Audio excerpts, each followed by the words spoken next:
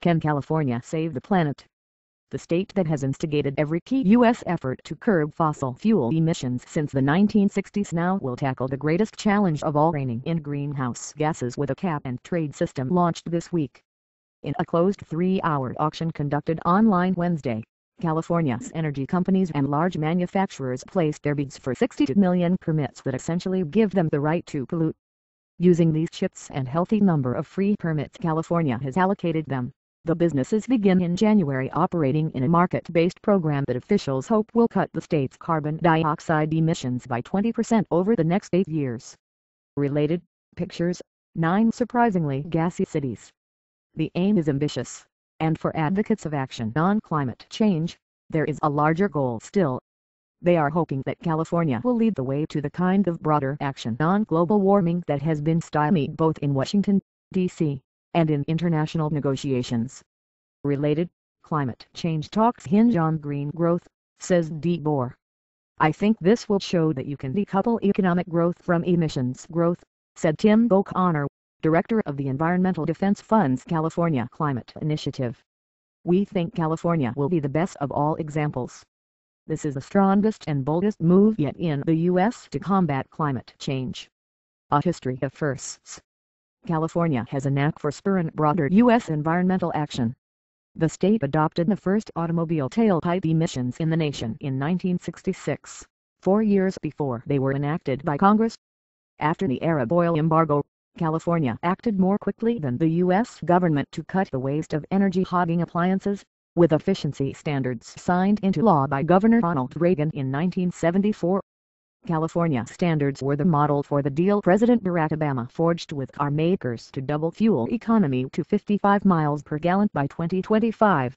Related pictures, a rare look inside car makers' drive for 55 miles per gallon.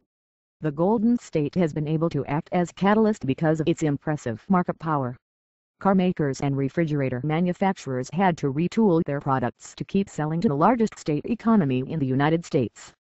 In fact, even in California's current recession-weakened condition, its $1.96 trillion economy surpasses that of all but 9 nations.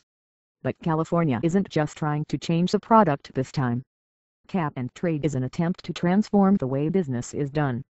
In a lawsuit filed on the eve of the auction, the California Chamber of Commerce blasted the state's plan as a $70 billion hidden tax, unconstitutionally imposed by the fiat of regulators, and unprecedented in our state's history. That lawsuit or others might derail the program still. But the original idea of cap and trade was to create a flexible, business-friendly system to tackle the enormous challenge of limiting fossil fuel emissions. Instead of imposing rigid regulations, or an explicit tax on carbon, the government either hands out or sells tradable permits that allow power plants and other businesses to emit a certain amount of CO2 into the atmosphere, and no more. Each permit allows the holder to emit 1 ton of CO2, and the number of permits issued declines over time so that they become an ever more valuable commodity. Companies that can cut emissions quickly can profit by selling their permits to companies that are having a hard time. The program aims to create an incentive to operate efficiently and use cleaner energy. Related, British Columbia rethinks its pioneering carbon tax. Cap and trade has worked before. A modest market-based system helped drive the last years of the phase-out of leaded gasoline in the 1980s. A cap-and-trade system instituted under the Clean Air Act of 1990 helped reduce power plant sulfur dioxide emissions, and thus acid rain, at a fraction of the cost initially feared by industry polluters. But business opponents maintain that CO2 emissions are far more difficult and costly to manage, and an effort to enact a U.S.-wide cap-and-trade system died early in President Barack Obama's administration. Related quiz: what you don't know about electricity. Going it alone. California's cap-and-trade system will cover any operation in the state that emits more than 25,000 metric tons of carbon annually, a group that includes not only energy companies, but glass and cement makers, fruit and vegetable canners, large-scale breweries, and even the Big B. and J. Gallo Winery. Opponents have argued that the additional costs will prompt businesses to flee the state. But California has taken steps to ease the transition. 90% of the initial permits were given away free, with just 10% auctioned. By 2020, 50% of the permits will be auctioned. The slow phase-in theory, would keep the price of emitting carbon low in the early years with a gradual ramp-up. Related, IEA Outlook, time running out on climate change.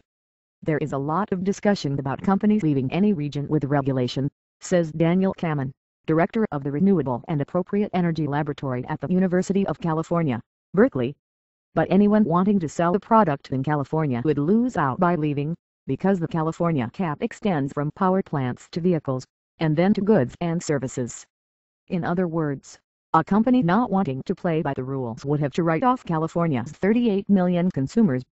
Economic analysis by the California Air Resources Board, which will administer the program, concluded there would not be an exodus of businesses large enough to undermine the program.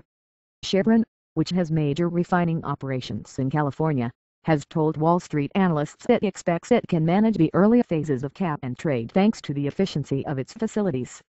But the company maintains the impact of the program will hit California consumers after 2014, when transportation fuels begin to be phased in under the cap. By policy, this is designed to drive prices higher, and at some point businesses have to confront that, as do the consumers of those businesses' products, said Mike Wirth, Executive Vice President of Chevron's downstream operations, in a conference call with analysts last year. Catalyst for change. California officials won't reveal the outcome of the auction until Monday, after the results are certified. But the state set $10 a ton as the opening bid, and analysts expect the price of carbon on the California market will not rise much higher before the program begins in earnest in January.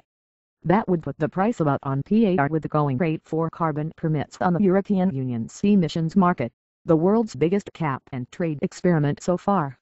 The EU program, which began in 2005 and covers 30 countries, has been bedeviled over the years by an oversupply of CO2 permits and a low carbon price that fails to act as an incentive to curb emissions.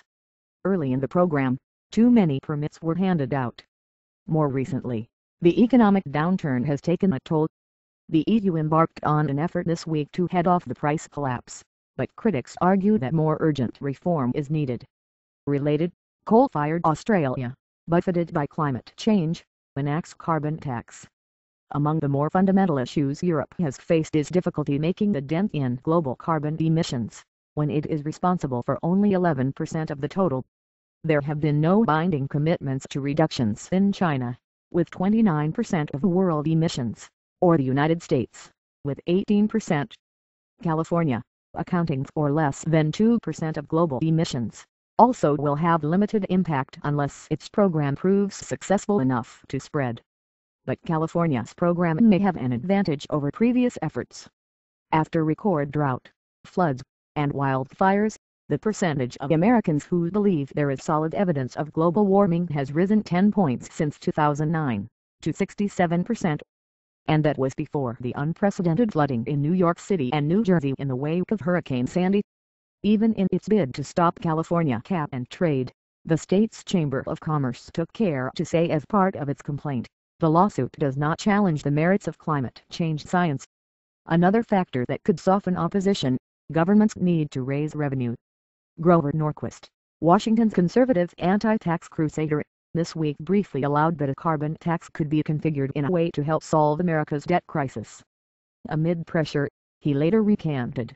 One of the most important voices, though, is that of the newly re-elected U.S. President, who returned to the subject this week after a campaign in which climate change was scarcely mentioned. "We haven't done as much as we need to," he said at his first news conference since the November 6 election. Obama said he didn't think Republicans or Democrats would put aside their concern over the economy and jobs to advance action on global warming. If, on the other hand, we can shape an agenda that says we can create jobs, advance growth, and make a serious dent in climate change and be an international leader, I think that's something that the American people would support. The president said he planned to hold discussions with scientists, engineers, and elected officials to come up with ideas on what would work.